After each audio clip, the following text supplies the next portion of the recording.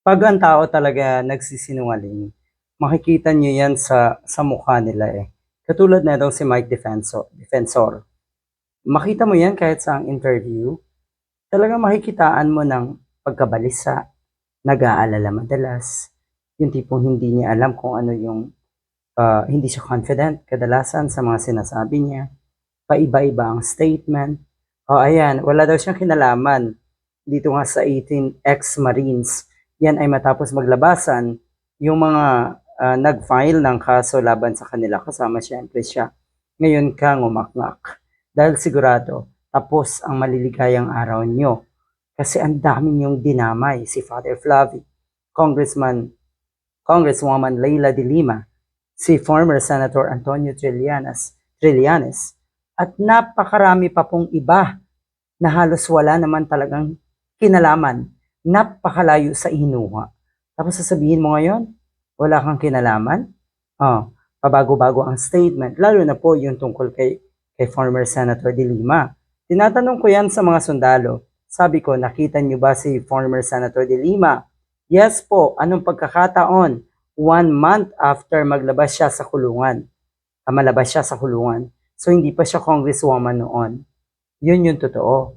Pero tignan nyo naman ang statement ay tumatanggap ng maleta si former Senator Leila de Lima. Ang kakapal ng mukha nyo. Talaga ba? Yung pamumuhay ng isang Senator de Lima? Iisipin nyo na nagnanakaw sa kaba ng bayan? Napakalayo.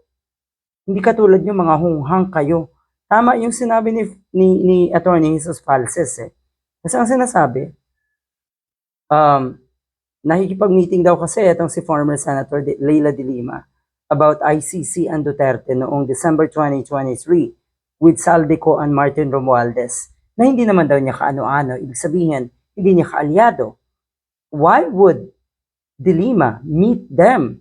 Tsaka bago-bago daw ang kwento nga nitong 18 ex-marines na ito, lalo na doon sa pagtanggap nga ni Senator de Lima daw. Tapos ngayon, dahil tinatanong ko at ng ibang tao, eto, paano yun mangyayari kung nakakulong siya until November 2023? Ibiglang conveniently nagtago yung kwento na December siya nakipag-meet. Yan ang kasinungalingan netong mga damuhong ito. Akala nila siguro lahat ng tao katulad ng mga DDS na taga-suporta nila na matutuwa pa kung patungan ng kasinungalingan ang isa na namang kasinungalingan. Diyan kayo magaling.